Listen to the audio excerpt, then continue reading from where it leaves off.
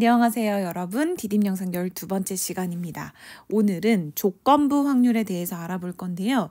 여러분 여기 조건부 확률에 선생님은 여기다가 여러분이 별표를 진짜 100만 개 해놔도 좋겠다 싶은 생각이 듭니다.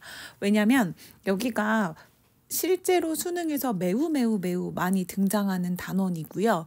그리고 약간 어렵게 꼬았을 때 좀 헷갈릴 수 있는 단원이기 때문에 정확하게 이해하셔야 하기 때문이에요. 그래서 오늘 첫 시간에 정확하게 이해하시면 앞으로 조금 수월하기 때문에 오늘 제대로 이해하는 것을 목표로 한번 해보도록 하겠습니다. 그럼 한번 시작을 해볼게요.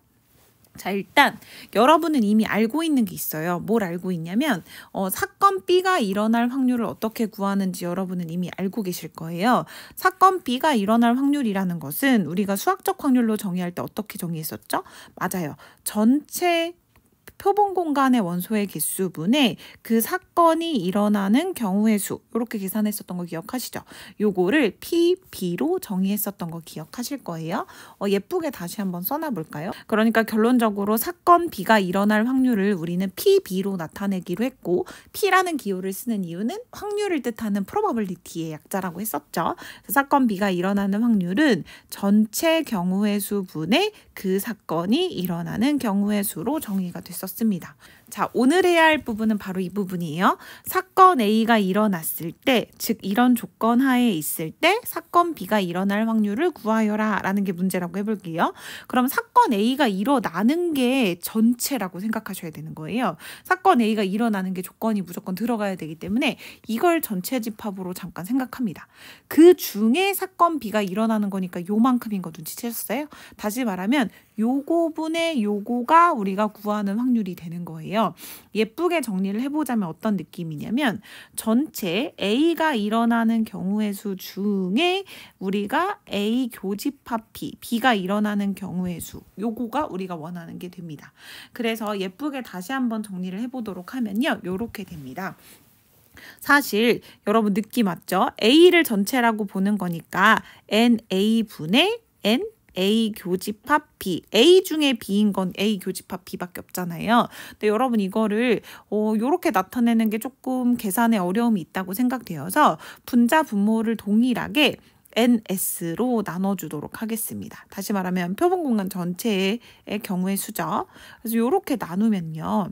일단은 시계값은 변하지 않을 거고, 요거는 여러분 수학적 확률의 정의에 따라 PA분의 A 교집합 B 이렇게 바꿔 쓸 수 있는 거 이해하시죠?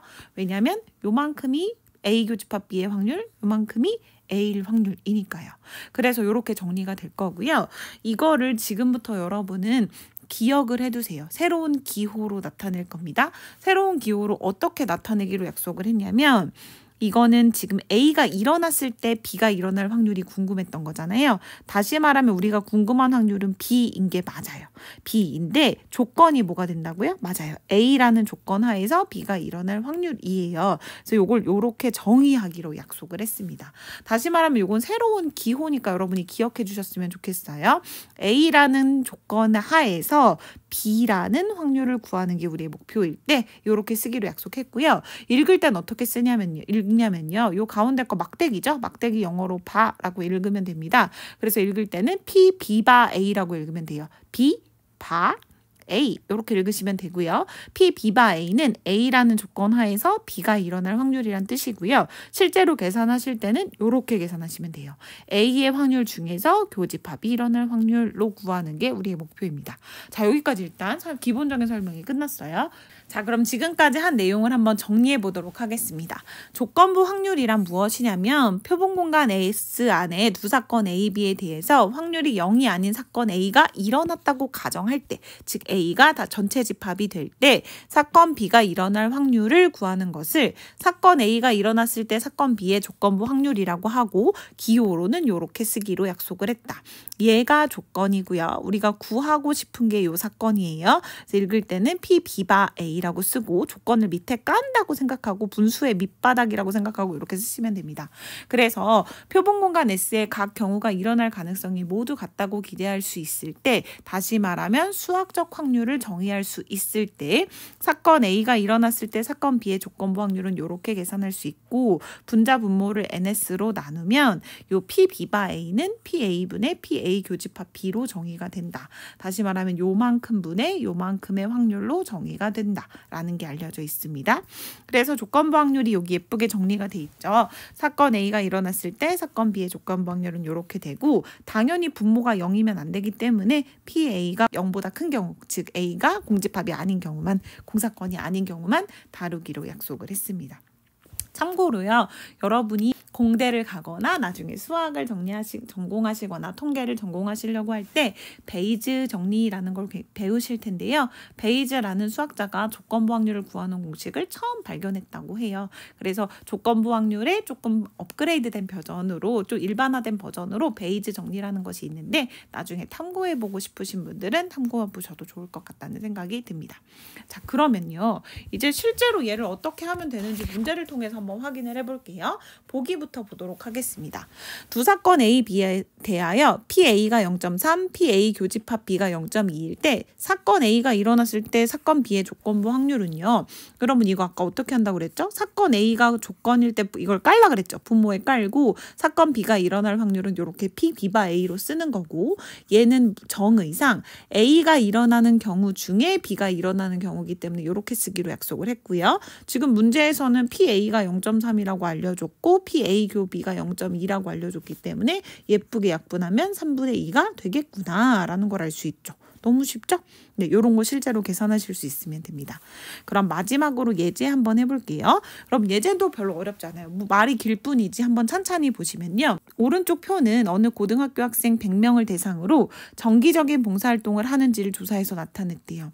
대답한 사람이 여학생이었을 때, 자 여러분 대답한 사람이 여학생이었을 때 요게 지금 조건입니다. 조건 중에서 그 사람이 정기적인 봉사활동을 하고 있을 확률을 구하시오라는 게 문제예요. 그럼 여러분 일단 어떻게 생각하면 되냐면 여학생인 사건을 A라고 하고요. 그다음에 정기적인 봉사활동을 하는 사건을 B라고 한번 해보도록 하겠습니다.